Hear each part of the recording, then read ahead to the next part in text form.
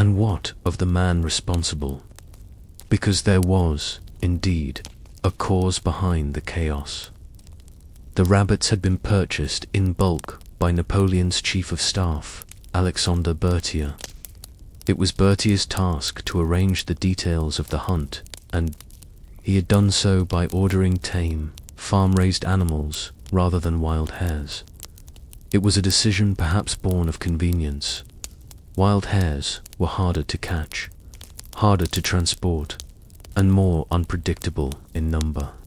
By buying from local farmers, Berthier ensured abundance, but also ensured disaster.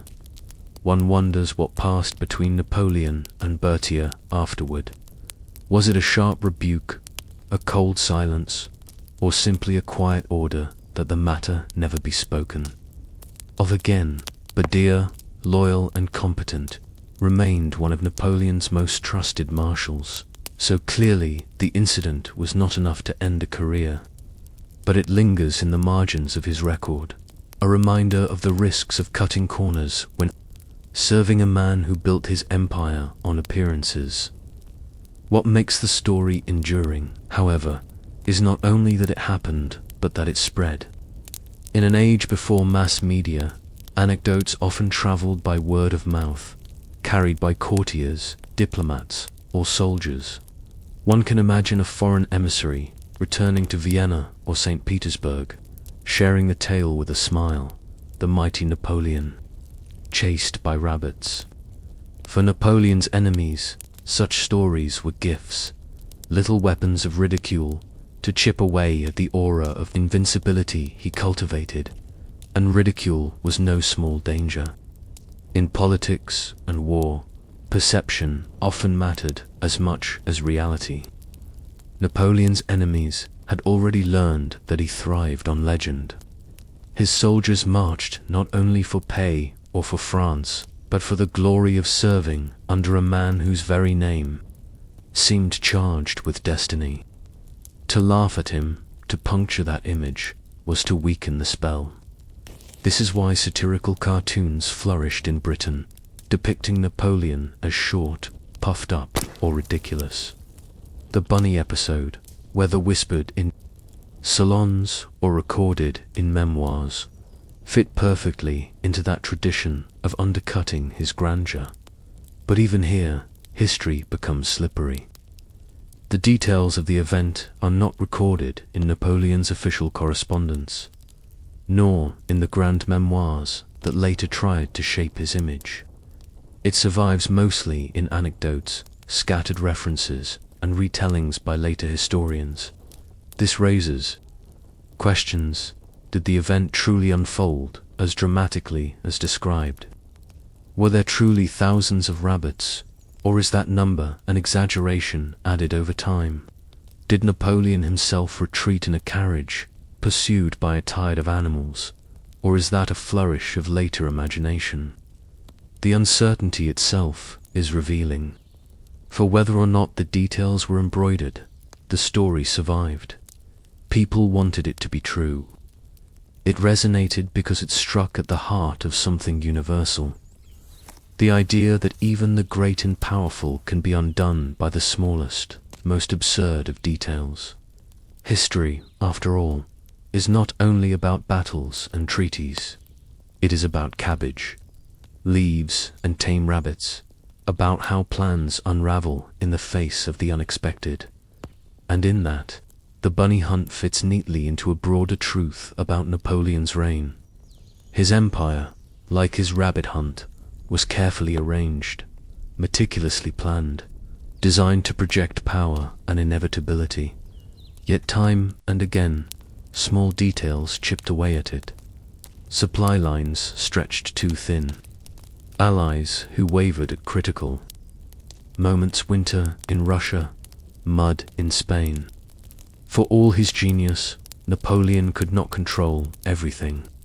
And sometimes, as the rabbits showed, the uncontrollable came not in the form of hostile armies, but in the form of nature's simplest creatures. It is worth pausing here, in the quiet of reflection, to consider how this story was remembered. Not officially, not in monuments or proclamations, but in whispers and laughter. The courtiers who were there might never have dared mention it aloud in Napoleon's presence. But perhaps years later, when the empire had crumbled and the man himself was gone, they told it freely, a memory of the day when power looked ridiculous, when the emperor of Europe could not command even a rabbit. And so the story has drifted down to us, half in shadow, half in jest. Enough detail to seem real, enough absurdity to seem invented. But in that uncertainty lies its charm, because history is not only what is written in state papers, it is also what survives in rumor, in laughter, in the faint echo of embarrassment that clings to even the greatest of names. So the question lingers: was Napoleon's rabbit hunt a footnote, a small mishap best forgotten? Or is it, in its way, as telling as any battle, a reminder that power, no matter how grand, is always vulnerable to the unexpected? If you think of Napoleon Bonaparte, perhaps you see a figure painted in oil and gold, the emperor astride a white horse, his cloak billowing, his hand tucked neatly into his waistcoat. Perhaps you think of him standing before his troops, eyes bright, voice commanding, a man whose very presence could make exhausted soldiers march another 100 miles. These are the images his age produced, the images he wanted to endure. But history is stubborn. It preserves not only the grandeur, but also the absurd. And so, beside Austerlitz and Jena, beside coronations and treaties, there lingers the faint shadow of a different memory. The day when an emperor turned his carriage around pursued by rabbits. What is striking is not simply that it happened, or that it may have happened in exaggerated form, but that it endured. Great men have stumbled before, and their small embarrassments are often lost. Yet this story survived, perhaps because it was funny, perhaps because it gave to his enemies a way to puncture the myth of invincibility, or perhaps simply because it reveals a truth we all instinctively understand, that no matter how powerful one becomes, one is never beyond the reach of the ridiculous. You might imagine how it felt in those years after Napoleon's fall, for those who had once feared him. Kings and diplomats who had bent unwillingly to his will now found themselves free to laugh. And what better story to laugh at than this? A tale not of cannon or conquest, but of cabbages and tame rabbits. A man who had rearranged the map of Europe, undone not by generals but by farmyard instinct. It is difficult to think of a sharper reversal in Britain, especially where caricaturists thrived on mocking the Corsican ogre. Stories like the rabbit hunt found fertile ground. Satirical prints circulated with Napoleon drawn short and round, scurrying from creatures that should have been his prey. Even if the tale was not widely printed, its spirit aligned perfectly with the ridicule that Britain cultivated as a weapon. To make Napoleon look small was, in its way, another battlefield. Yet what does this tell us, beyond amusement? It tells us something about history's texture, for history is not smooth. It is not a line of battles and treaties, cleanly drawn. It is full of these wrinkles, these absurdities that refuse to vanish.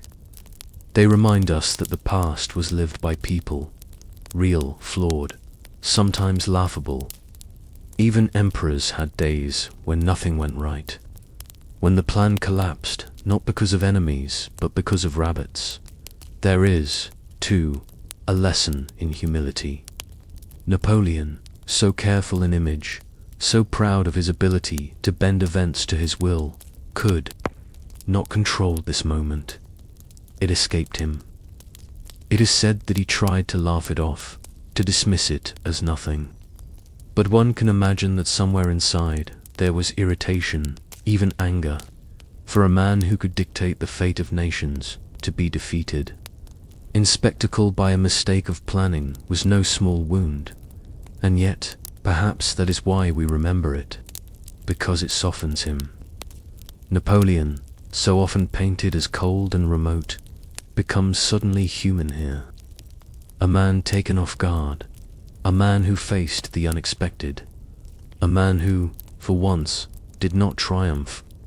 There is a gentleness in that recognition, even as it is comic. It makes him less a figure of marble and more a figure of flesh. When you close your eyes, perhaps you can picture it. The fields stretching out, the cages opened, the moment of expectation before the chase, and then the sudden reversal, the courtiers scattering, the horses rearing, the rabbits swarming forward in their tide of soft fur and twitching noses. Napoleon turning, stepping back, perhaps raising his hand in frustration, perhaps even laughing despite himself. The emperor, and the rabbits, frozen in a tableau that no official painter would ever record. From there, the story sinks into rumor and anecdote. It is not mentioned in the grand histories of his reign. It does not appear in proclamations or monuments, but it lingers elsewhere, in memoirs, in whispers, in those places where people keep the memories of the small and the strange, and it has followed Napoleon ever since, tucked into the corners of his legend. And this raises a question. What else is hidden in history's folds? How many other great figures were undone by moments of absurdity that never reached the page? How many little embarrassments shaped the way people thought of their rulers, but left no trace in the official record? Perhaps history is not only what was recorded, but what was laughed about quietly, what was told around tables long after the powerful had passed away. Napoleon's rabbits remind us of this. They remind us that the past is not neat, that it is not only glory and defeat, but also farce and folly, that even in the grandeur of empire, there was room for the ridiculous, and that sometimes those moments tell us as much about a person as their greatest triumphs. The emperor fell in the end, of course, not to rabbits, but to coalitions of nations, to the vast machinery of war, to time and chance. Yet the rabbits linger. They endure because they capture something the great battles do not. They capture the vulnerability of power, the limits of control, the comedy that forever shadows human ambition. And so, as you drift in the quiet of this story, let the image settle. Napoleon, surrounded not by bayonets or banners, but by soft paws and twitching noses, his empire momentarily brought low by hunger and instinct. It is a reminder, perhaps, that history is not only made of victories, but of rabbits. But as you think on that, one last question remains. If this is what survived of Napoleon's hunt, what other small embarrassments of history are still waiting, hidden, half forgotten, to be rediscovered? Story 2. The Forgotten Kingdom beneath the Sahara. When you think of the Sahara Desert, perhaps you picture a vast emptiness, endless dunes rolling like frozen waves, the air heavy with heat, the horizon shimmering with mirages. It feels like a place beyond history, too barren to have nurtured anything lasting. But the sands are not silent. Beneath them lie traces of forgotten kingdoms, fragments of stone and pottery that whisper of lives once lived in places we now call empty. For centuries, travelers have crossed the Sahara, calling it a sea of sand. Caravans moved slowly across its breadth, carrying salt, gold, ivory, and stories between Africa's interior and the Mediterranean coast. The desert always seemed hostile, but to those who lived at its edges, it was also a highway, a place where trade routes stitched together distant worlds. And along those routes, Kingdoms rose, kingdoms that flourished and then fell, leaving behind little but memory. Among them was one now almost forgotten, the Garamantes. Their name is faint, echoing in a handful of Roman writings, and for a long time they seemed more like rumor than reality. To the Romans, who encountered them on the edge of empire, they were a mysterious desert people, elusive and strange. Some writers called them barbarians, others hinted at hidden wealth. But for centuries, the Garamantes remained little more than a shadow in old texts. It is only in recent decades that archaeology has begun to bring them back into view. Digging in the dry soil of southern Libya, researchers found the outlines of cities, the remains of walls, the shards of pottery, the faint traces of irrigation channels. What once seemed like barren land revealed itself as the heart of a kingdom that thrived where few thought it possible.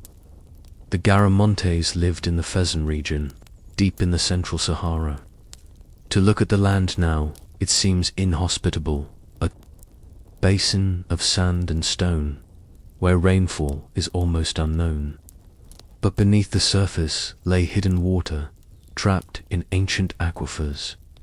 The Garamantes learned to tap this underground resource through fogaras, long underground channels that carried water from aquifers to the surface. With this ingenious system, they could irrigate fields, grow crops, and sustain cities. Imagine it, green fields blooming in the midst of desert, palms rising, grapes and grains cultivated where today there is only sand. To the Romans, who saw only the desert surface, the Garamantes seemed almost like magicians, people who had carved out life where none should have existed.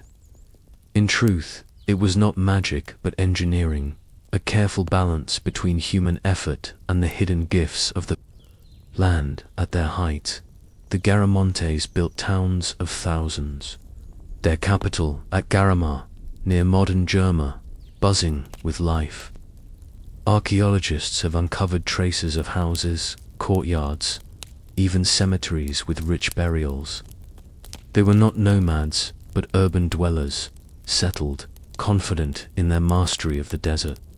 From their position, they controlled trade routes that crossed the Sahara, linking sub-Saharan Africa to the Mediterranean world. Gold, slaves, and ivory moved north. Roman goods, glass, and wine moved south.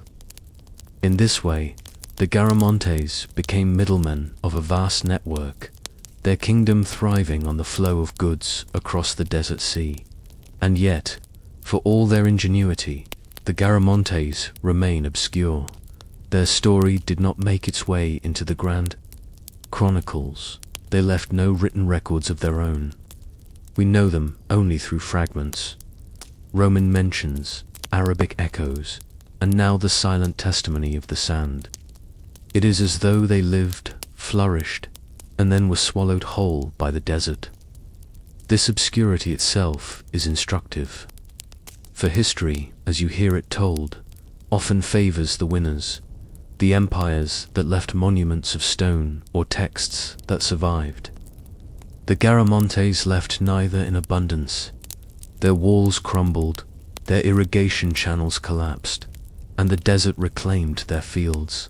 Without texts, their voice is gone. And so for centuries they lingered at the edge of history, forgotten, until the archaeologist Spade brought them back. As you picture them now, think of a caravan setting out from their city. Camels laden with salt and hides, merchants calling in the dry air, the long, slow march northward toward Roman lands. Somewhere in the distance, Roman outposts wait, suspicious and curious, and in between stretches the desert, vast and silent. To cross it is to risk thirst and heat, but also to carry the wealth that sustained kingdoms.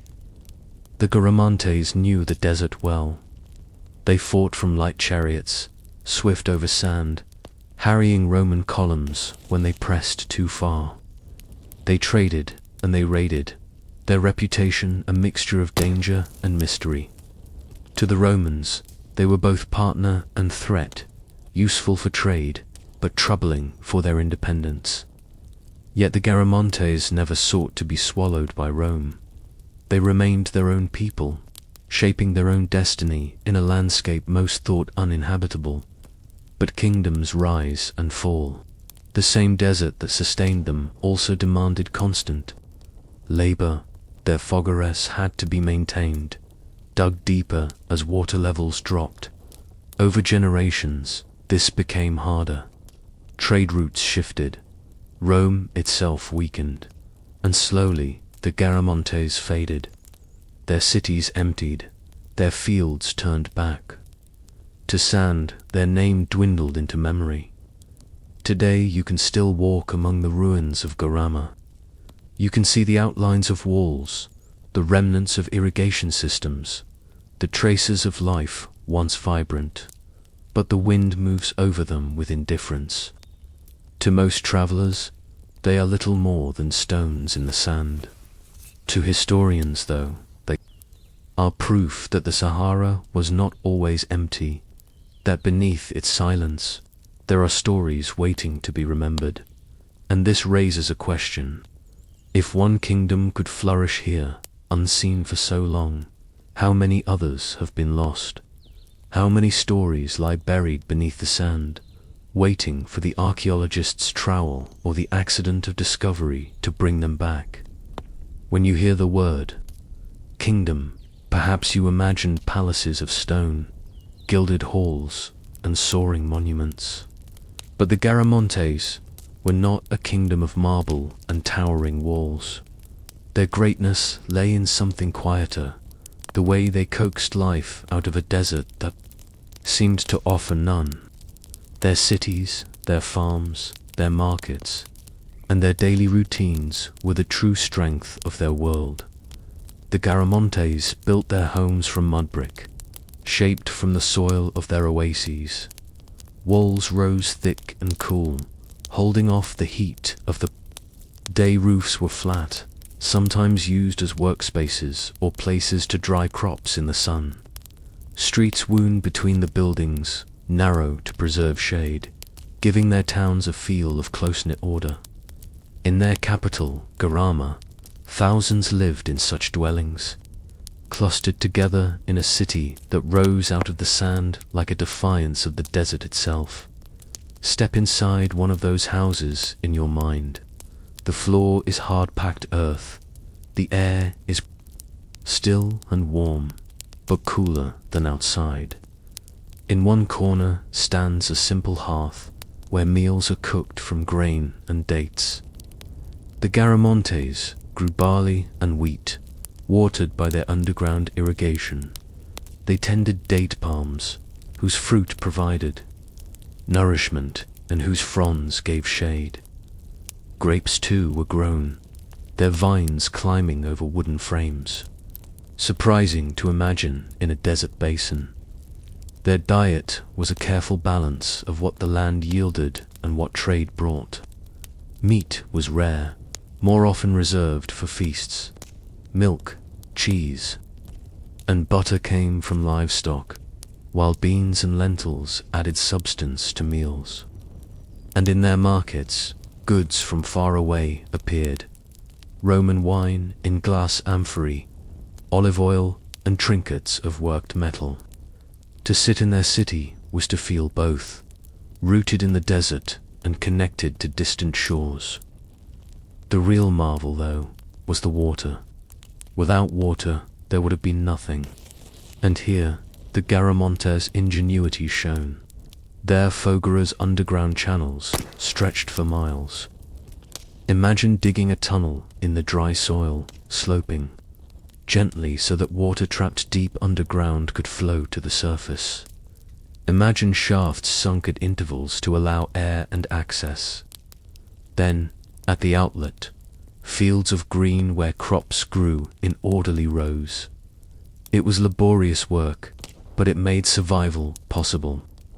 Some of these channels extended for dozens of kilometers, a hidden lattice beneath the desert floor. To keep them working required constant maintenance. Families were responsible for sections, digging deeper when water levels dropped, clearing sand and debris. This was the heartbeat of their society, not ceremonies or battles, but the steady work of keeping the water flowing. As long as it flowed, the Garamontes could live. When it faltered, decline began. Their lives were not isolated. The Garamontes stood at a crossroads of trade. To the north lay the Roman provinces of North Africa, with bustling cities like Carthage and Leptis Magna. To the south lay sub-Saharan Africa, with its riches of gold, ivory, and enslaved labor. Between them stretched the desert, difficult and dangerous. Yet caravans crossed it, guided by knowledge passed down through generations. And the Garamontes controlled the central routes. They traded salt mined from the desert, vital for preserving food and for health. They traded slaves, taken in raids, or bought in the south, passed on to markets in the north. They traded gold dust, ostrich feathers, and ivory, carrying the wealth of the interior to the Mediterranean. In return, they received Roman goods, glass beads, textiles, wine, oil, and the everyday items of another world. This trade gave them both wealth and tension. With Rome, their relationship was complex. Sometimes they were allies, their caravans welcomed. At other times, they were raiders, harassing Roman outposts with swift chariots. Roman writers described their war chariots, drawn by 4 horses, skimming over the desert. They did not fight in heavy formations, but with speed, striking suddenly, and vanishing back into the sands. 2 Roman legions, used to ordered battle, this was unnerving. But even Rome never subdued them fully. The desert was their shield. Roman armies could march into the sands, but supply was difficult, and pursuit often ended in frustration. The Garamontes remained beyond the reach of empire, proud and independent, shaping their own destiny. Think now of the rhythm of a Garamontian day. The sun rises, harsh and brilliant, over the desert edge. Farmers walk to the fields, checking the flow of water into their plots. Children chase one another in the alleys of Garama. Merchants prepare their wares, weighing out salt, measuring grain, examining beads and tools. A caravan is readying to depart. Camels loaded, water skins filled, the slow march northward about to begin. Life feels ordinary, steady, almost dull. And yet, within this ordinariness, a kingdom sustains itself against all odds. We often picture history as battles and kings, but here it is in the irrigation shaft, the market stall, the field of barley. The Garamontes remind us that civilization is not always about glory. Sometimes it is about survival, carefully managed day after day. But survival has its costs. Over time, the water ran lower. Fogaras had to be dug deeper, shafts lengthened. The work became harder. Population grew, fields demanded more. Trade shifted, too, as new routes emerged elsewhere. Rome's grip on North Africa changed, and with it the flow of goods. Slowly, the delicate balance that sustained the Garamontes began to falter by the time Arabic writers mentioned the region centuries later. The Garamontes were a fading memory, their cities already swallowed by sand. Their story, like their water channels, slipped beneath the surface. And so, as you rest in this quiet imagining of their lives, the question emerges: how long can a kingdom built in the desert endure, when its very survival depends on the hidden veins of water beneath the sand? Every kingdom must end. Some collapse with fire and conquest, remembered in chronicles and mourned in poems. Others fade so slowly that the end is hardly noticed, their strength dissolving bit by bit until nothing remains but silence. For the Garamantes, their decline was not sudden. It was the long, patient work of the desert reclaiming what had once been borrowed. The Garamantes had flourished because they learned to use the hidden water beneath the Fezzan basin. For centuries, the Fogaros carried water to their fields, their crops rising in orderly rows. But underground water is not infinite. It is like a savings account, generous at first, but shrinking with every withdrawal. Year by year, the aquifers dropped lower. The Fogaros had to be dug deeper, extended farther, shafts sunk more often. It was relentless work, and though the Garamantes endured it for centuries, the balance could not hold forever. By the late Roman period, the strain was showing. Archaeologists can trace it in the shifting size of settlements. Once large towns began to shrink. Some Fogaros were abandoned, sand drifting into the shafts, fields dried, and houses emptied. Without steady water, the very basis of their life crumbled. Trade, too, was changing. Rome, their great northern partner, began to falter. The 3rd and 4th centuries were times of turbulence, with invasions, rebellions, and shifting power along the Mediterranean coast. The great markets of Carthage and Leptis Magna were disrupted.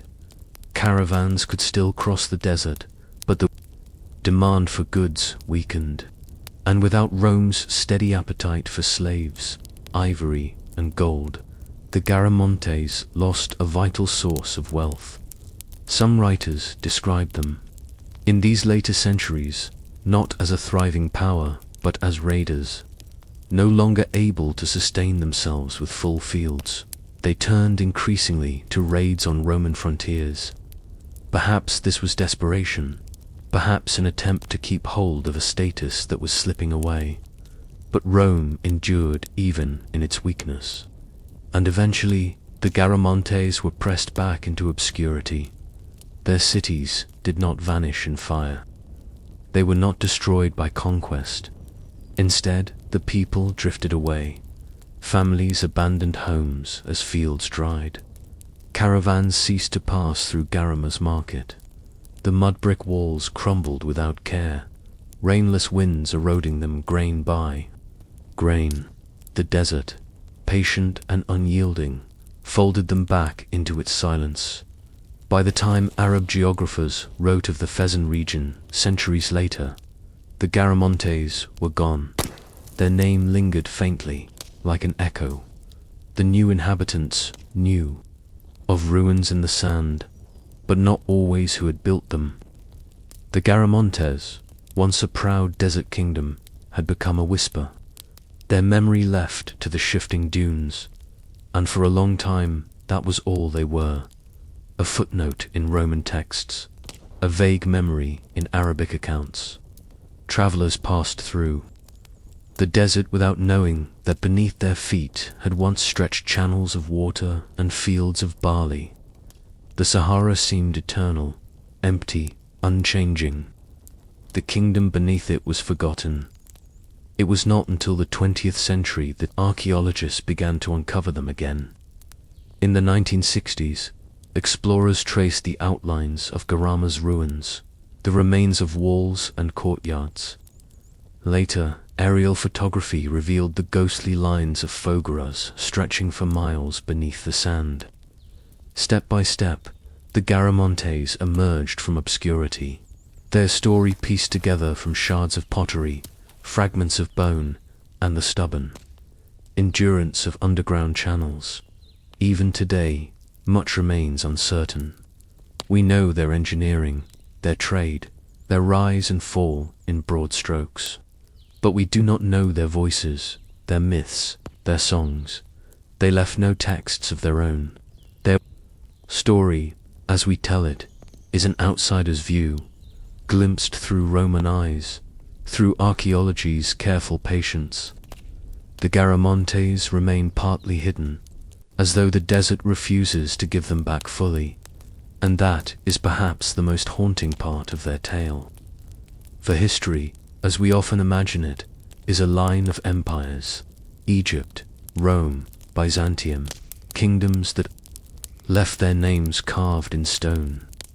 But alongside them were countless others: Garamontes, forgotten Saharan kingdoms, desert empires swallowed by sand. For every Rome, there are 10 Garamontes, lives lived fully but remembered faintly. Think of it this way.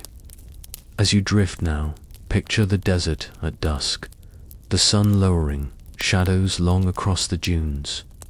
Beneath those dunes lie the ghostly traces of a city. Mud brick walls once echoed with children's laughter. Markets once buzzed with traders. Farmers once bent over channels of water, tending barley and dates. All gone, all silent. Only the sand remains. And yet, when archaeologists uncover those traces, even the faintest shard of pottery is enough to remind us they were here, they lived. They built, they traded, they dreamed. Their story may have been buried, but it was not erased. The forgotten kingdom beneath the Sahara is forgotten no longer. But this leaves a lingering thought. If the Garamontes, once invisible for centuries, can return to us through fragments, how many other kingdoms still lie hidden, waiting under sand, under forest, under water? How much of human history is missing, unseen, buried just beneath the surface, waiting for us to listen? Story 3. When tulips were worth more than gold. If you were to walk through the markets of Holland in the early 17th century, you might be surprised at what caught people's eyes. There would be the usual goods: barrels of herring, bolts of cloth, wheels of cheese stacked neatly, the scent of spices carried in from the East Indies. Merchants would haggle over timber, over ship fittings, over the materials that sustained Europe's busiest ports. But alongside all of this, you might notice something strange. People whispering about bulbs. Small, knobbly bulbs of a flower not native to Dutch soil. Tulips. The tulip is not originally Dutch. Its journey began far away, in the mountains of Central Asia, carried westward by traders, and eventually cherished in the Ottoman Empire, where it became a symbol of refinement and beauty. From there, bulbs found their way to Western Europe in the late 16th century. In the cool soil of the Netherlands, they took root, and soon they flourished. The Dutch were already a people attuned to the possibilities of trade and novelty. Their ships reached the far corners of the globe, carrying pepper from Java, nutmeg from the Banda Islands, and porcelain from China. A flower, then, was not just a plant. It was a piece of the exotic, a living reminder that the world was wider than the narrow canals of Amsterdam or the flat fields reclaimed from the sea. The tulip, with its rich colors and unusual forms, quickly became a curiosity, then a fashion, and finally an obsession. But how does a flower become worth more than gold? The answer lies in the strange alchemy of desire, scarcity, and speculation. Tulips, unlike many other plants, could produce rare variations in color. Some bore stripes of crimson on white, others flamed yellow on purple. These variations were unpredictable, the result of a virus in the bulb that created patterns unlike anything seen before. To collectors, these were not flaws but treasures. A striped tulip could command prices far beyond a simple red or yellow bloom. And so a market was born. Wealthy merchants, always eager to show refinement, began to collect rare tulip bulbs. Soon, prices rose. A bulb might be exchanged for a fine horse, a cartload of grain, even a small house. As demand grew, so did speculation. People began not only to buy tulips to plant, but to trade in promises, contracts, that the bulb would be delivered months later after it had matured. These contracts, in turn, could be bought and sold like any other commodity. The tulip had ceased to be a flower and had become, instead, a financial instrument. Imagine the scene in a tavern in Harlem, one of the centers of tulip trade, the air thick with smoke, tankards of beer clattering on tables, and amid the chatter, men discussing bulbs with the intensity others might reserve for ships or spices. Names of rare varieties passed from mouth to mouth like charms: Semper Augustus, Viceroy, Admiral Van der Eyck. A single bulb of the most coveted varieties could fetch thousands of guilders, sums that dwarfed the yearly wages of a skilled craftsman. It was not only the wealthy who joined. As prices climbed, artisans, innkeepers, and even laborers began to dabble. Some sold possessions to buy contracts, hoping to profit as values rose. Others pooled money with friends to purchase a single bulb. In a society where trade and speculation already ran deep, the tulip became a ticket to fortune. Or so it seemed. All the while, the flower itself remained unchanged. In gardens across the Netherlands, tulips bloomed in spring, their petals opening with quiet indifference to the frenzy around them. They could not know that their bulbs were passing from hand to hand like gold coins, their beauty measured in ledgers and contracts rather than in gardens. To you, listening now, this might already feel strange. How could a flower, delicate and fleeting, inspires such intensity? And yet, if you think of the ways humans chase symbols of wealth, it is not so unusual. In later centuries, it would be South Sea shares, or railroad stocks, or houses in booming markets. In our time, other assets rise and fall with the same feverish speed. The tulip was simply one of the earliest, a reminder that speculation is not a modern invention. But in that first flush, in those crowded taverns and markets, no one thought of collapse. The prices rose, and with them, hopes. Fortunes were made, at least on paper. A craftsman who held a rare bulb might dream of selling it and retiring early. A merchant who secured a contract might imagine a house larger than any his neighbors owned. The tulip, small and silent, had become a vessel for ambition. And so the stage was set. A kingdom of trade, a people already eager to turn everything into profit, and a flower that bloomed with unpredictable beauty. The combination was irresistible. The Dutch Republic, at the height of its golden age, was about to become the site of one of history's most curious financial bubbles. But how far could it rise before it broke? How many could join before the market tipped from fortune to folly? That is the question that lingers as the first petals unfurl in the gardens of 17th century Holland.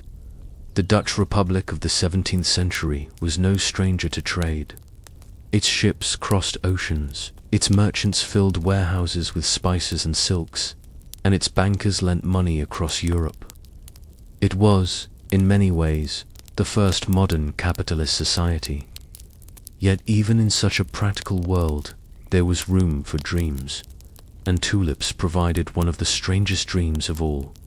By the mid-1630s, the tulip market was no longer the quiet pastime of wealthy collectors. It had become a frenzy. Prices that once seemed absurd became normal. A single bulb of the coveted Semper Augustus, white petals streaked with deep red, was said to have sold for as much as 5,000 guilders, the price of a Grand Canal house in Amsterdam. For some varieties, the sums grew even larger. A skilled craftsman, earning perhaps 300 guilders a year, could not hope to afford a single bulb. But the market no longer required buyers to hold bulbs in their hands. Instead, tulips were traded through contracts, promises written on paper. A man might pay a fraction of a bulb's value as a deposit, with the understanding that he would pay the full price when the bulb was lifted from the soil months later. These contracts could then be resold, passed from hand to hand, each buyer hoping to profit by selling to someone else before payment came due.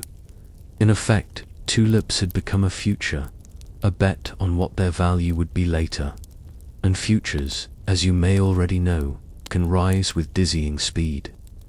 The centers of this trade were not the grand halls of government, but the humbler spaces of Dutch life. Taverns. There, amid the smoke and the chatter, deals were struck. Bulbs were rarely seen. What passed from hand to hand were slips of paper, names of varieties, sums promised, signatures scribbled. A man might buy a contract in the morning, sell it in the afternoon, and profit without ever touching a tulip.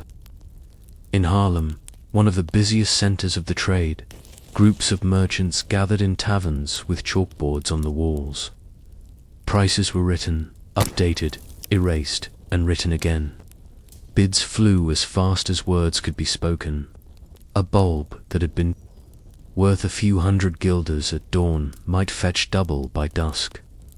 Everyone wanted to join, for everyone seemed to be making money, and not only merchants, bakers, brewers, carpenters, men and women with no knowledge of flowers joined the rush. They sold possessions, pooled savings, mortgaged homes, all to buy contracts. The logic seemed unshakable. Prices had risen, prices were rising, and therefore prices would always rise. To miss the chance was to be left behind, while neighbors prospered. Consider the sums. One record tells of a bulb traded for 12 acres of land, another for a carriage, 2 horses, and a complete set of harnesses. Still another for a house, a vineyard, and silverware. The comparisons vary, but the meaning is clear. For a brief season, tulips became more valuable than gold, more valuable than homes, more valuable than almost anything else. All the while, the flowers themselves bloomed quietly in the ground, unaware of their own fame. A bulb could not know that it was bought and sold a dozen times before spring. A tulip could not know that its striped petals would send men into debt or into wealth.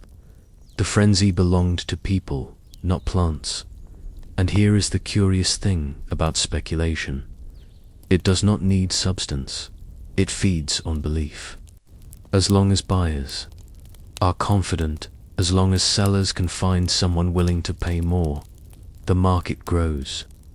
In the taverns of Haarlem and Amsterdam, confidence seemed endless. Why should the price fall when it had always risen? Why doubt when fortunes were being made all around? Yet beneath the surface, the foundation was fragile. Contracts were promises, but promises require fulfillment. When spring came, when bulbs were lifted from the soil, payments would be due. If buyers could not pay, sellers could not be paid. And if prices slipped, the chain would snap. Few wanted to think of that. Most were content to believe the future would resemble the present. Picture the scene one winter's evening in Haarlem. Snow falls outside, the canals frozen. Inside a tavern, candles flicker, smoke curls from pipes, and the talk is of tulips. A man boasts that his bulb of viceroy has doubled in value in a month. Another shows a contract, purchased that morning, already worth a fortune by night. Laughter fills the air. Tankards are raised. The sense of wealth is intoxicating. And all the while, outside, the bulbs lie buried in the cold soil, untouched, silent. The Dutch were practical people, but even they were not immune to dreams. And the dream of tulips was powerful. Beauty made wealth, rarity made fortune, and the chance to rise above one's station was suddenly within reach. Bakers became speculators, brewers became investors, carpenters became traders of paper promises. The flower became fortune, but in the quiet, you might ask yourself, how long? Can such a dream last? How long can contracts be traded before someone demands the bulb itself? How long can prices rise before they falter? And what happens when the first doubt is spoken aloud, when the first buyer hesitates, when the first promise fails? That moment was not far away. Every bubble must burst. The Dutch tulip mania rose on belief, on the confidence that prices would keep climbing forever. But confidence is fragile, and once it cracks, the fall can be swifter than the rise. It began in February 1637, in Haarlem. As the story goes, a group of buyers gathered at a tavern for an auction. The air was cold outside, winter clinging to the streets. Inside, candles burned low, chalkboards listed prices, and contracts were ready to be traded as they had been for months. Yet, when the auctioneer called for bids, silence lingered. A bulb was offered, but no one raised a hand. Perhaps the price felt too high. Perhaps a rumor had spread of buyers defaulting. Perhaps it was nothing more than hesitation. But in that silence, the spell broke. One man's pause led to another's doubt. If others would not buy, why should he? If prices could fall, why should he pay today what might be cheaper tomorrow? Word spread quickly. The market was faltering. Within days, prices that had soared for years began to collapse. Contracts that had been worth thousands of guilders were suddenly worth only hundreds. Then tense, some became worthless entirely. A man who had sold his possessions to buy a share of a rare bulb found that his paper was now worth less than the meal he ate. Fortunes vanished almost overnight. What followed was confusion. Could contracts be enforced? Could buyers be compelled to pay the promised prices, even if the market had collapsed? Tulip traders appealed to local courts, but magistrates hesitated. To enforce the contracts fully would ruin countless families. To cancel them outright would ruin others. In the end, many debts were quietly settled for fractions of their original value. The dream of wealth dissolved into disputes, compromises, and disappointment. And what of the bulbs themselves? They bloomed in spring as they always had, petals opening in quiet indifference. The Semper Augustus remained beautiful, the Viceroy still striped with flames of color, but they were no longer worth houses or acres of land. They were once again flowers, admired in gardens, sold in markets, valued as ornament, but not as fortune. For those who had speculated, the collapse was devastating. Some lost savings, homes, and livelihoods. Others, who had sold bulbs or contracts at high prices before the fall, walked away enriched. But the greater lesson was not in individual fates. It was in the realization that the market itself had been built on air, on paper, promises, and belief, with little substance beneath. Yet tulip mania did not destroy the Dutch Republic. It was, in many ways, a contained madness. The wider economy continued. Ships sailed, warehouses filled, bankers lent, and merchants traded. The Republic remained prosperous. Tulip mania was more a cautionary tale than a catastrophe, and its memory lingered, a reminder that even the most practical of peoples could be swept away by speculation. Writers of later centuries used the tulip as a metaphor for folly. Pamphlets circulated, mocking those who had traded fortunes for flowers.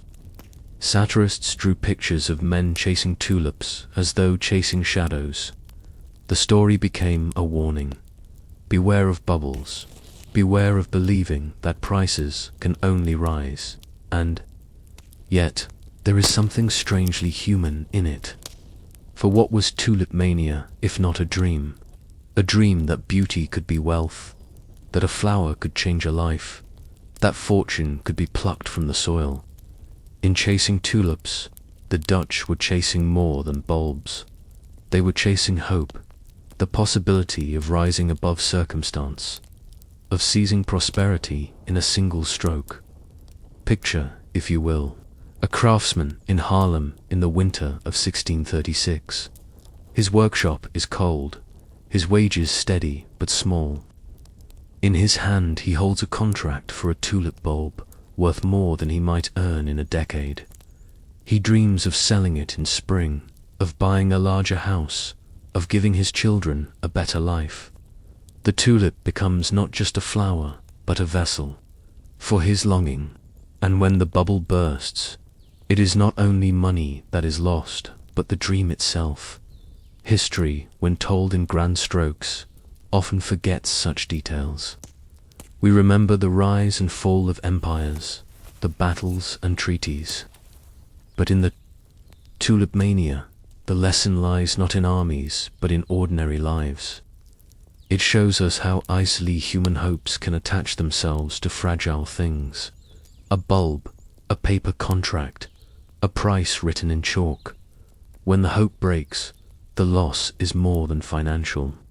It is emotional, personal. Yet tulip mania did leave something. Behind it entered the memory of Europe, a symbol of speculative folly. Economists, centuries later, still point to it as one of the earliest bubbles. Historians debate how widespread the losses really were, whether the tales of ruin were exaggerated. But the story endures because it feels true. It feels like something people, in any age, could do.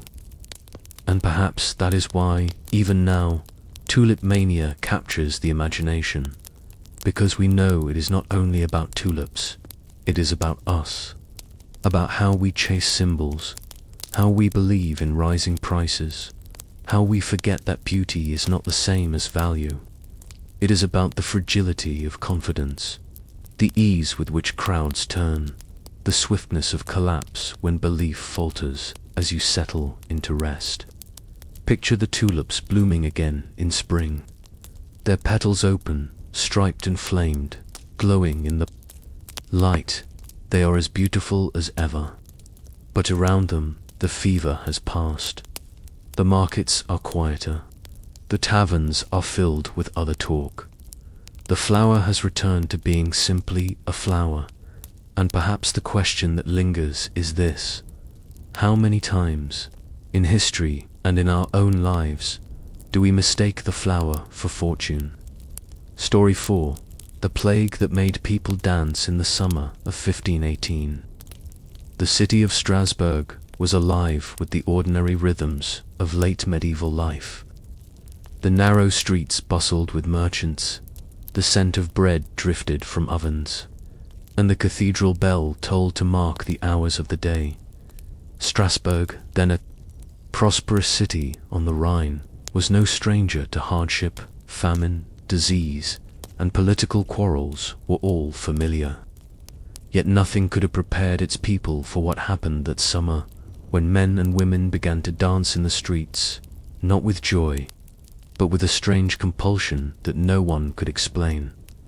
It began, according to the records, with a single woman. Her name has come down to us as Frau Trophia.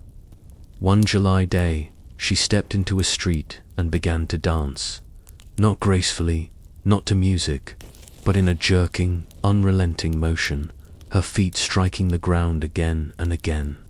At first, onlookers must have been puzzled, perhaps even amused. A woman dancing alone in the street could have been mistaken for a moment of eccentricity, a passing fit. But the dancing did not stop. Hour after hour, she moved, her body refusing rest. Even when exhaustion should have overcome her, she kept on. As the days passed, others joined her. By the end of the week, dozens of men and women were dancing in the streets of Strasbourg. They could not explain why. They did not appear to be celebrating. They seemed unable to resist. Some collapsed from exhaustion, only to rise again and continue moving. The city's chroniclers recorded their astonishment. Ordinary people, caught in some force beyond their will, compelled to dance until their bodies gave way. Strasbourg was not the first place to experience such a phenomenon. Medieval Europe had known other outbreaks of what later came to be called dancing plagues or choreomania. But the scale in 1518 was remarkable. Within weeks, hundreds were said to be dancing, filling the streets, gathering crowds of anxious spectators. The city council, uncertain of what to do, consulted physicians. The advice was curious. The dancers, they said, should not be restrained but allowed to dance it out. Believing the affliction to be caused by overheated blood or humors, the authorities arranged for spaces to be cleared, for music to be provided, and for the dancers to continue until the sickness passed. And so, in an extraordinary scene, musicians were hired to play for the afflicted, and platforms were erected so that they might dance in order. Imagine it, the streets of Strasbourg, filled with swaying, staggering figures, their feet raw and bleeding, their faces strained, while fiddlers and drummers played to drive them on. What began as a strange spectacle now became an organized event, sanctioned by the city itself. Why did they dance? That question has never been answered fully. The records tell us what happened, but not why. Some modern scholars have suggested ergot poisoning, caused by mold on damp rye bread, producing hallucinations and convulsions. Others argue for mass psychogenic illness, a form of collective hysteria born of stress, hunger, and fear. Strasbourg had known famine and plague in the years before 1518. Perhaps the weight of suffering found expression in this uncontrollable movement. Still, others see it as a religious phenomenon, linked to the worship of saints, believed to cure such afflictions. Whatever the cause, the sight must have been unsettling. To walk through the city that summer was to see bodies in motion everywhere, men staggering, women spinning, children watching in alarm. There was no music in their faces, no joy in their limbs, only compulsion. Chroniclers write of deaths, from exhaustion, of people collapsing in the heat, of families unable to pull their loved ones away. The dancing plague lasted for weeks. At its height, perhaps 400 people were said to be afflicted. The city struggled to respond. Physicians tried treatments. Clerics urged prayer. The council debated whether to confine the dancers or allow them freedom. Nothing seemed to work. It is easy, centuries later, to smile at the strangeness of it. A city undone not by armies or famine, but by dancing. Yet for those who lived through it, it was terrifying.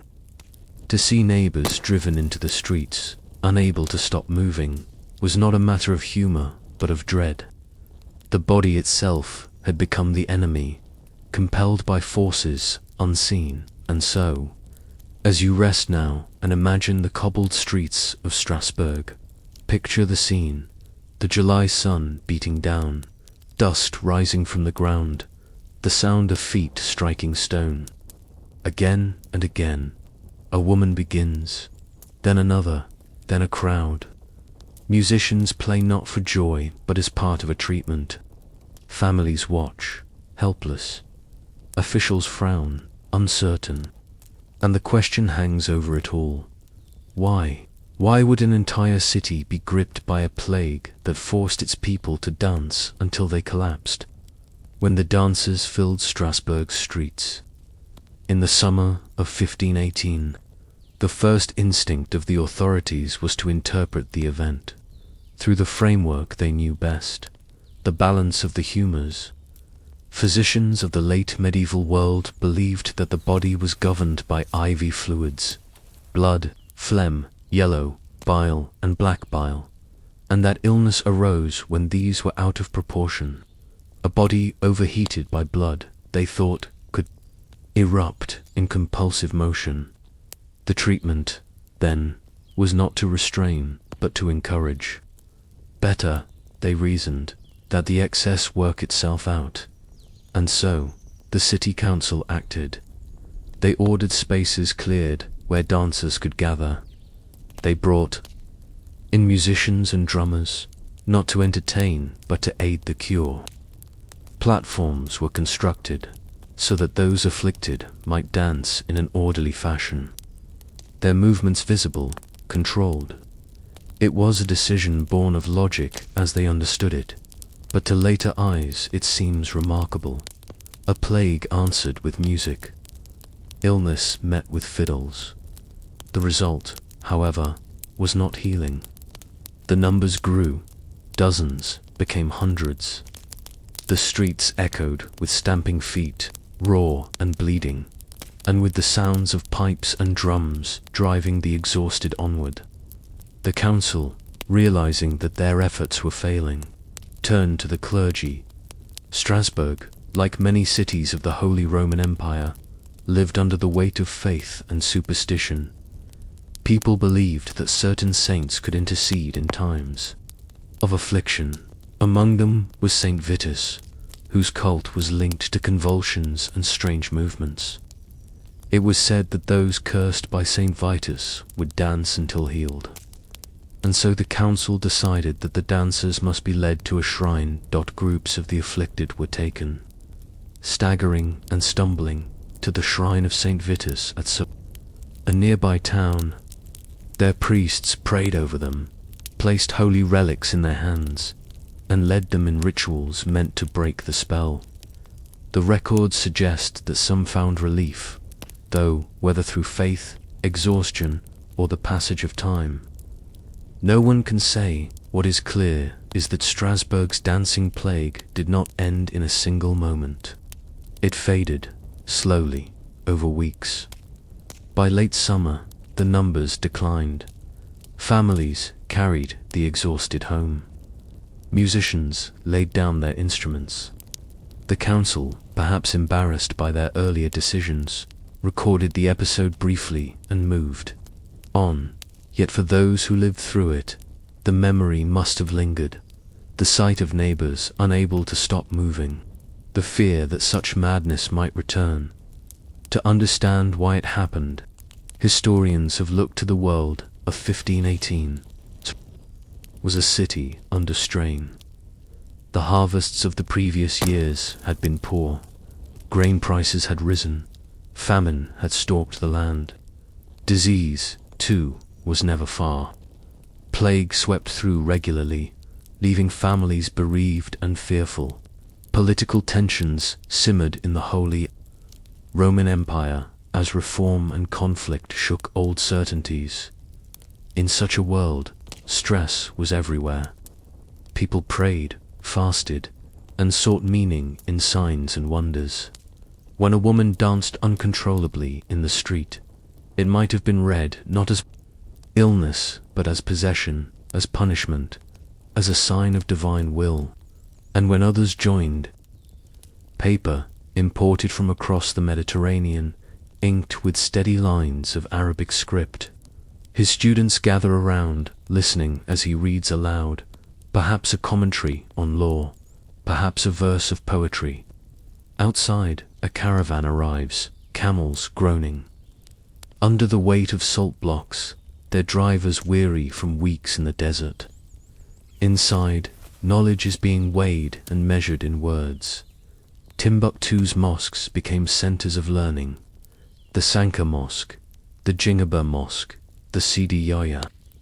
Their courtyards filled with students, their imams teaching from texts. At its height, The city was said to have had 25,000 students, remarkable in a town whose population may not have exceeded 100,000. Scholars from across West Africa and beyond traveled here, drawn by its reputation. The manuscripts themselves were treasures, copied carefully by hand, bound in leather, decorated sometimes with illumination.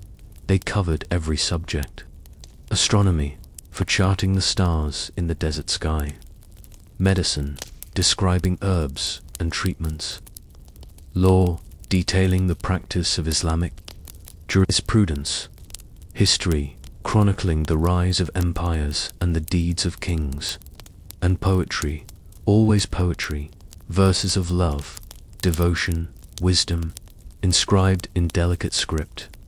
Owning a library was a mark of status. Families competed not only in wealth but in learning, amassing collections of texts that might number in the hundreds. Books were bought and sold like precious goods, carried across the Sahara on camelback, traded for gold, salt, and slaves. A single manuscript could be worth as much as a horse. In this way, Timbuktu became a market of ideas, its wealth measured, not only in coins, but in pages. Yet for all this richness, the world outside knew little.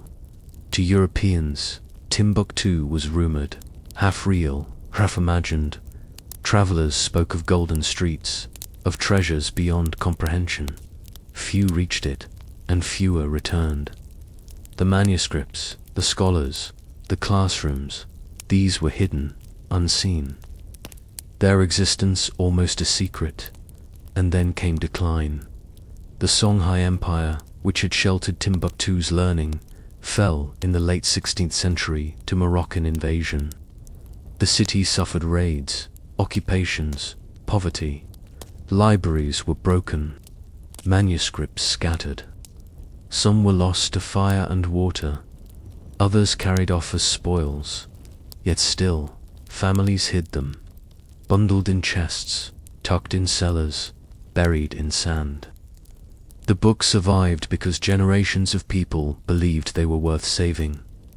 Centuries later, when European explorers finally reached Timbuktu, they found not golden streets, but a dusty town, poor and weathered. Yet even then, whispers of the manuscripts remained.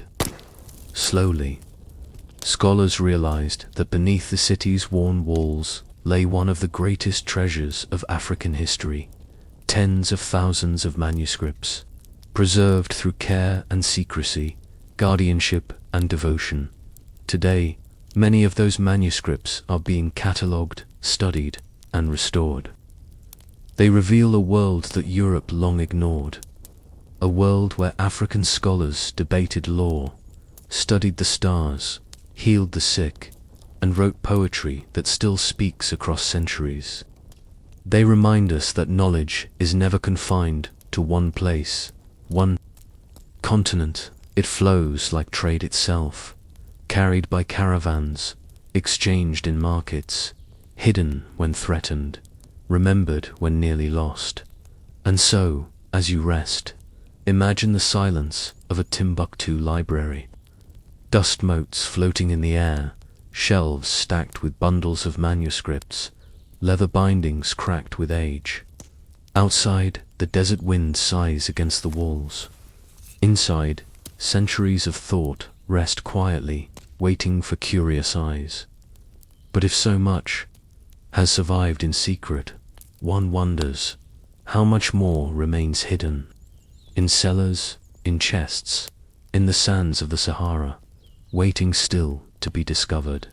To imagine life in Timbuktu at its height, you must first set aside the image of golden streets that so fascinated distant travelers. The wealth of Timbuktu was not measured in glittering metal or towering palaces, but in the quiet presence of books. Day after day, in shaded courtyards and mud brick rooms, men bent over manuscripts with red pens, carefully copying words from one page to another. The sound was not of coins clinking, but of ink scratching, the low murmur of lessons recited, the flutter of pages turned by hand. The city's families built their status not only on trade caravans, but on libraries. To own manuscripts was to display refinement, learning, and connection. A wealthy merchant might spend his profits not on jewels, but on commissioning a copy of an important legal text. A scholar's heirs might inherit not fields or cattle, but shelves of bound volumes, wrapped carefully in leather, carried from place to place as the most valuable of possessions. In Timbuktu, books were not simply objects of study, they were currency of reputation. Step into one of those households in your imagination. The walls are of sun-dried mud, thick to hold back heat, the floors cool underfoot. In one room sits a scholar surrounded by students. He reads from a manuscript propped on a wooden stand, his finger following the script. The students repeat after him, their voices soft, memorizing lines of law, poetry, or grammar. Outside, in the courtyard, women grind grain for the day's meal, children play in the dust. But inside, the rhythm of study continues, as steady as the beating of the desert sun. The manuscripts themselves reveal the breadth of this scholarly life. Some were great works of Islamic jurisprudence, carefully studied to guide judges and teachers. Others were medical treatises, explaining how to treat fevers, how to set bones, how to use herbs grown in the Sahel. Astronomy was another subject, for, in the wide desert sky, stars were both guide and wonder. Manuscripts charted their positions, calculated calendars, and explored how the heavens influenced human affairs. There were also works of philosophy, ethics, and history, chronicles of the Mali and Songhai empires, genealogies of rulers, stories of journeys and wars. But there was poetry too, often written with a delicacy that surprises modern readers. Love poems, devotional verses, odes to teachers and to God, all copied with the same care as law and medicine. In Timbuktu's libraries, practical knowledge and beauty coexisted, bound in the same leather, stored in the same wooden chests. The copying of manuscripts was itself a profession. Scribes worked slowly and carefully, their reed pens trimmed to a fine point. Ink was made from soot or plant extracts, mixed with gum and water. Paper, imported across the desert, was a precious commodity, handled with care. Each page might take hours to write, every letter precise. Errors were corrected with small notes, margins filled with commentary. Over time, texts grew not only as works of authorship, but as living documents, layered with generations of thoughts. And then there was trade. Manuscripts were bought and sold in Timbuktu's markets alongside salt and cloth. Caravans carried volumes north and south, exchanged for gold, ivory, or slaves. A single book might pass through many hands before finding its place in a family library. The trade in knowledge was as real and as valuable as the trade in goods. The scholars of Timbuktu did not live as isolated monks cut off from society. They were integrated into the fabric of the city. Many served as judges, mediating disputes with reference to the law books in their possession. Others taught, their students forming circles in mosque courtyards, memorizing texts line by line. Their authority was respected, their words carried weight, but their lives were also ordinary. They married, raised children, tended fields on the city's outskirts. The manuscripts were woven into daily life, not placed on unreachable pedestals. Think for a moment about the rhythm of a day in this city of learning. At dawn, The call to prayer echoes from the mosques, voices mingling with the cries of traders preparing their stalls. In the morning, students gather for lessons, their teachers reading slowly from manuscripts. At midday, heat presses down, and families retreat to shaded rooms, manuscripts rolled and tied until evening. By night, oil lamps flicker, and a scribe continues his copying by dim light, careful not to waste ink. In this way, knowledge was not only studied but sustained, carried forward day by day, word by word. What is striking is how ordinary it all was. To those who lived there, Timbuktu, libraries were not secrets but part of everyday existence. The secrecy came later, when war and decline threatened. But at its height, the city's devotion to books was a public matter, a point of pride. The manuscripts were displayed, read, debated. Students traveled from distant lands to study them. The city's reputation as a place of learning was well known across West Africa and the Islamic world. And yet, history is not kind to all centers of knowledge. When Moroccan forces invaded in 1591, seeking to control the wealth of Songhai, Timbuktu's libraries faced destruction. Soldiers looted, fires consumed collections, scholars were scattered. Families responded by hiding what they could. Manuscripts were bundled in cloth, buried in cellars, concealed in the desert. Over time, secrecy became necessity. The ordinary practice of learning became a guarded treasure. This is why we speak now of the secret libraries.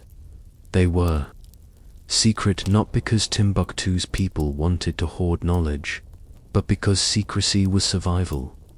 To reveal was to risk loss, to conceal was to preserve. And so, generation after generation, families kept their manuscripts hidden, often in simple chests, passing them down quietly, hoping that someday they might be safe again. Centuries later, when scholars began to uncover them, they were astonished. Manuscripts not in the hundreds, but in the tens of thousands. A hidden archive of African thought, preserved not by institutions or empires, but by families and ordinary people. Knowledge survived not through grand monuments, but through careful, quiet guardianship. And so, as you picture Timbuktu, again let the image shift. Not the myth of golden streets, not the stereotype of remoteness, but the reality of a city where ink stained fingers, where books were as valuable as gold, where families measured wealth in manuscripts. A city where knowledge was both daily life and sacred trust. But this raises a question that lingers as softly as dust in a sunbeam.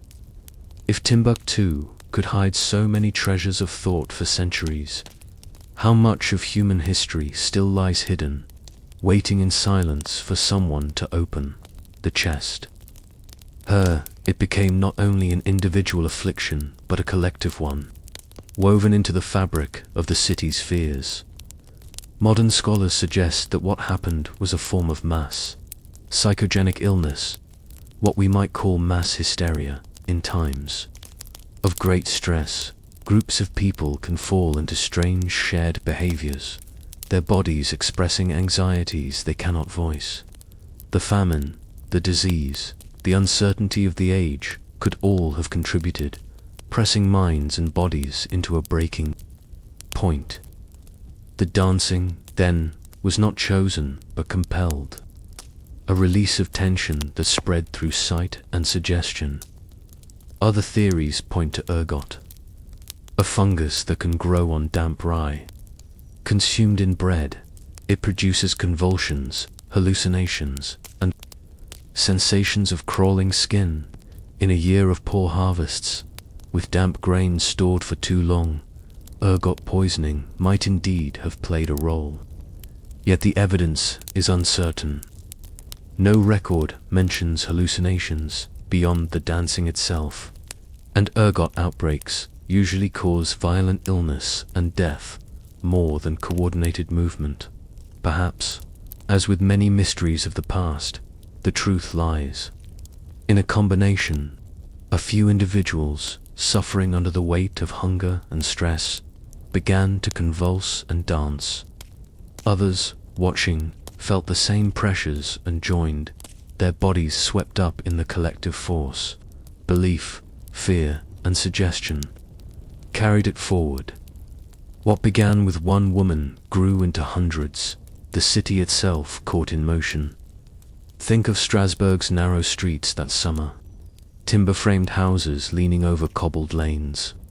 The cathedral's spire rising above all, and beneath it the constant sound of movement. Families tried to live their ordinary lives, yet always there were dancers. At crossroads, in squares, in alleys.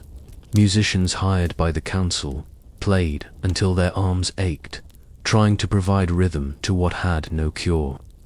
Priests prayed, physicians argued, and neighbors watched, uncertain whether to pity, fear, or mock. And through it all, the question lingered: what had possessed the city? Was it sickness? Was it divine wrath? Was it madness born of hunger? No one could say. They could only endure until the movement slowed, until one by one the afflicted collapsed into stillness. Centuries later, we can study, theorize, and debate. But for those who stood on Strasbourg streets in 1518, the mystery was immediate and visceral. Their city had become a stage for a plague unlike any other, not of boils or fevers, but of bodies in motion, dancing without end. And as the summer wore on, and the numbers slowly dwindled, another question emerged. If it could happen once, could it happen again? The dancing plague of Strasbourg did not end with a sudden cure, nor with a proclamation that solved the mystery. It faded as quietly as it had begun, leaving only bewilderment in its wake. By late summer of 1518, the number of afflicted fell. One by one, the dancers collapsed into exhaustion and did not rise again to move. Families carried them home. Priests whispered prayers of relief. Musicians laid aside their instruments. The city, which had thrummed with unceasing motion, slowly stilled.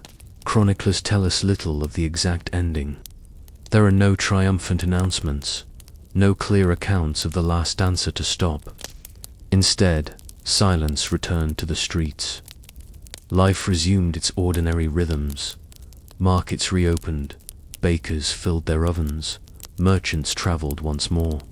Yet beneath the surface, the memory lingered. To have seen neighbors driven to exhaustion, to have heard the ceaseless sound of feet striking cobblestones, was not easily forgotten. For the people of Strasbourg, the event became a story of divine chastisement. Many believed the dancers had been punished for sin, afflicted until they sought forgiveness. Others saw it as the wrath of Saint Vitus, who was thought to strike those who offended him. Pilgrimages to his shrine at Saverne continued for years afterward, with families seeking protection from his supposed curse. Faith provided explanation where medicine had failed. In time, the dancing plague passed into memory, recorded in city council notes and in the writings of a few astonished observers. It was not the only such outbreak. Similar episodes had been recorded in Germany and the Low Countries in earlier centuries, but Strasbourg's was among the largest and best remembered. Even so, it remained a mystery. Later generations repeated the story with a mixture of fear and incredulity. A city overtaken not by war, not by famine, but by dance. What are we to make of it now? Historians have sifted the fragments, weighing theories. Some lean toward mass psychogenic illness, pointing to the stresses of famine, plague, and uncertainty. Others linger on the possibility of ergot poisoning, though the evidence is thin. Still others suggest religious ecstasy, a collective state born of belief and suggestion. The truth may never be known, and perhaps that is fitting. Not all of history yields its secrets. Some episodes remain half-seen, their causes uncertain, their meaning shaped by those who remember them. The Strasbourg dancing plague belongs to that category, not fully explained, not fully forgotten. A reminder that human bodies and minds can be moved by forces we do not entirely understand. Think of it this way. History often shows us control. Kings issuing decrees, generals directing armies, merchants tallying accounts.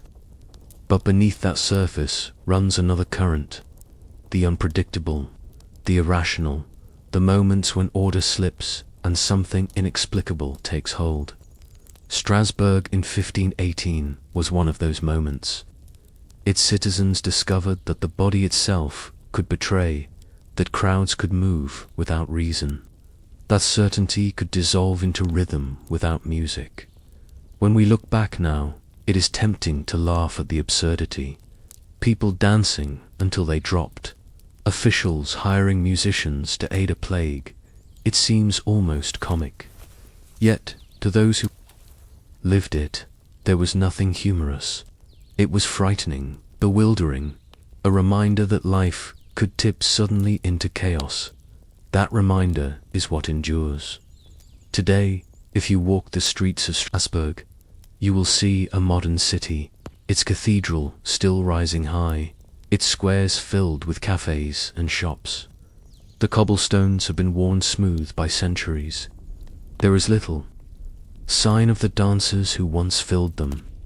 Yet if you pause, you might imagine it. The heat of July, the sound of drums, the faces of men and women caught in compulsion. The weight of mystery pressing on every witness, and then, as now, the question lingers. Why did they dance? Was it hunger? Was it stress? Was it faith? Was it sickness? We cannot say with certainty. The only truth that remains is that they did that for weeks in 1518. Strasbourg became a city in motion, a city where laughter and fear blurred, where music became medicine, and where history slipped into the strange. And so, as you drift into quiet now, let that image rest in your mind. The streets filled with dancers, the city struggling to understand, the silence returning. At last, when the music faded, a story unresolved, a mystery unsolved, a reminder that not all of the past fits neatly into reason. But perhaps the deeper question is this: if such a thing could happen once, an entire city compelled to dance, what other mysteries of the human mind and body remain hidden in history, waiting to be remembered? Story 5.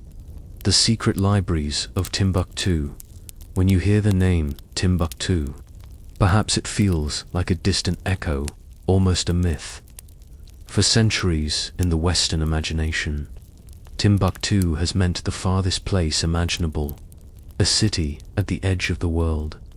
But the truth is far richer than the legend. Timbuktu was not only a city at the edge of the Sahara, it was a center of learning, a crossroads of trade, and a keeper of secrets, a place where thousands of manuscripts lay hidden for generations, surviving fire, conquest, and time. The city sits near the Niger River, where the great bend of the water approaches. The desert in the Middle Ages, this was a place of transition. Fertile lands to the south, sands stretching endlessly to the north. Caravans from the Maghreb and beyond arrived with salt and goods from the Mediterranean. Caravans from the African interior brought gold, ivory, and slaves. Timbuktu grew not from isolation but from connection, standing as a link between worlds. Its Rise came in the 14th and 15th centuries, when the Mali Empire reached its height under rulers like Mansa Musa. Wealth flowed from the gold mines of West Africa, carried northward across the Sahara, and with wealth came scholars, teachers, and scribes. By the 15th century, Timbuktu was renowned not for its remoteness, but for its books. Yes, books. In an age when Europe itself still struggled to rebuild libraries after centuries of turmoil, Timbuktu scholars copied and preserved manuscripts by the thousands. Law, medicine, astronomy, poetry, theology, all found their place in this desert city. Families of scholars guarded collections, passing them down through generations. Knowledge was wealth, as valuable as salt or gold. Picture the scene: a narrow street of mud brick houses, the walls baked hard by the Saharan sun. Inside, a scholar sits cross-legged, a manuscript open before him. The pages are of fine. Story 1. Why Napoleon was once attacked by bunnies. When you picture Napoleon Bonaparte, you might imagine him in his sharp uniform, standing before ranks of disciplined soldiers, or perhaps surveying a battlefield with that cold, calculating gaze that made him one of history's most feared generals. Yet, tucked into the quieter corners of his story, there is an episode so peculiar that it feels almost unreal. An emperor, at the height of his power, organizing a grand hunt for rabbits, and then, instead of a dignified chase, finding himself under siege by the very creatures meant to amuse him. This is not the kind of tale you usually hear when people talk about Napoleon, his campaigns, his victories, his downfall at Waterloo. Those dominate the history books. But if you turn your ear to the margins of the past, to the little stories that few thought worthy of recording, you find moments like this, strange, faintly comic, yet telling in their own way. It is in such details that you catch glimpses of how even the most commanding figures of history were not immune to embarrassment. The year was some time after the great battles that had already secured Napoleon's reputation as a master strategist. He was not yet an old man, but he was no longer the obscure artillery officer who had once risen, seemingly overnight, to become first consul of France. By this point, Napoleon was emperor, master of much of continental Europe, a figure whose word carried the weight of law across nations. And yet, like any leader of his age, he also had a taste for ceremony, for spectacle, and for the little diversions that punctuated political life. Among these diversions was the hunt. Hunting was no mere pastime in Europe. It was woven into the fabric of aristocratic tradition. Kings and dukes had long used the hunt as both a display of power and a way of entertaining guests. To hunt was to show mastery over nature, to remind subjects and rivals alike that the land, its animals, and even the rhythm of the countryside all bent to the will of the ruler. For Napoleon, who sought to place himself in the lineage of Europe's great monarchs even as he came from humbler Corsican beginnings, a grand hunt was a way of signaling that he too belonged to that old tradition of power. And so, a day was chosen, the weather was fair, the fields arranged, and the invitations sent. Napoleon's court, generals, ministers, and a scattering of aristocrats gathered for what was supposed to be a light-hearted day outdoors. The quarry was to be rabbits, chosen not for their ferocity, but for the simple pleasure of the chase. Hunting rabbits was considered a sport of skill and speed, though in truth it was often managed carefully to ensure success. After all, no emperor wanted to spend hours without catching so much as a hair dot to make the hunt suitably impressive. Napoleon's staff arranged for a large number of rabbits to be collected. Accounts vary, but the number was likely in the hundreds, perhaps even as many as 3,000. That in itself was a display. An emperor did not go chasing after a single hare. He commanded the countryside to provide him with a whole army of them. The animals were gathered, cages stacked, and the grounds prepared. It was meant to be a perfect stage for a demonstration of imperial leisure. Imagine then the anticipation, the sun overhead, the horses shifting in their harnesses, the courtiers murmuring as they took their places. Guns were checked, dogs straining at their leashes, and all eyes fixed on Napoleon, who was ready to lead the hunt. The cages were opened, the rabbits released, and here the story takes a turn from the expected. Instead of scattering into the fields, instead of darting for cover or streaking across the open ground in desperate flight, the rabbits did something altogether different. They turned not away, but toward. They looked at the emperor and his assembled hunters, and as though moved by some invisible command, they began to advance. At first, perhaps, it seemed amusing. A few bold creatures hopping toward the horses. A curious animal pausing at the feet of a general. But then the trickle became a tide. Dozens, then hundreds, then thousands of rabbits surging forward, not fleeing but charging. What must that have looked like? Napoleon, who had seen men stand firm under cannon fire, who had watched armies clash in the thunder of musket volleys, now confronted by a sea of rabbits pouring toward him. It is said they swarmed the fields, bounding over boots, clawing at coats, even leaping onto carriages. The hunt had reversed itself. The hunters were now the hunted. The cause, of course, lay not in some mysterious rebellion of nature, but in the arrangements made beforehand. The rabbits, it seems, were not wild hares caught from the countryside, but tame animals purchased in bulk from farmers. These were creatures accustomed to human hands, creatures for whom the sight of men was not a cue to flee, but a signal that food was coming. To them, Napoleon and his entourage were not predators but providers, the source of cabbage leaves and scraps of carrot. When the cages were opened, they did what they always did.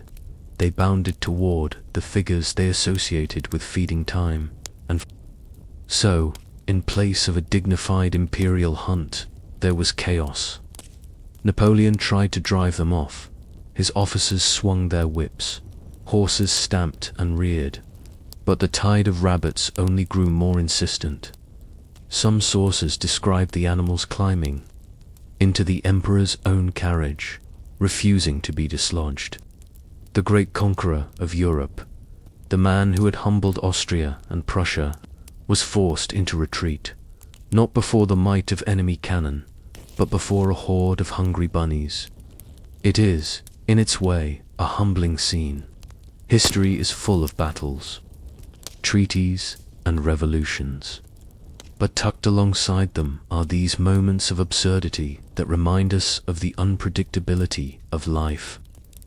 Napoleon's rabbit hunt, retold in whispers and anecdotes, became one of those strange footnotes that follow a great man.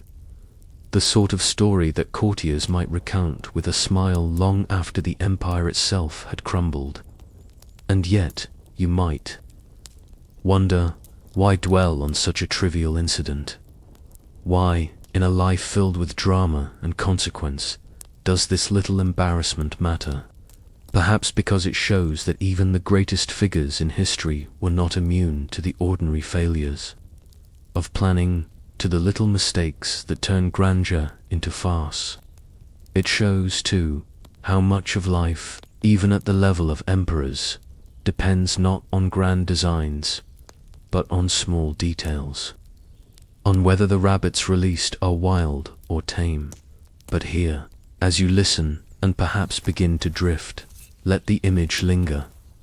The emperor, his boots dusty, his horse sidestepping nervously, surrounded not by soldiers or diplomats, but by a sea of rabbits, all pressing close, all insistent in their unexpected assault. If the story begins here, with this curious reversal of the hunt, then what follows is the question: how did those around Napoleon react? Did they laugh? Did they hide their amusement? Or did they find ways to spin the tale to preserve their emperor's dignity? And more importantly, how did Napoleon himself, a man so conscious of image, of power, of how history would remember him, endure the memory of being overrun not by armies, but by bunnies? It is one thing for a minor, official, or a nobleman to suffer embarrassment. It is quite another for an emperor.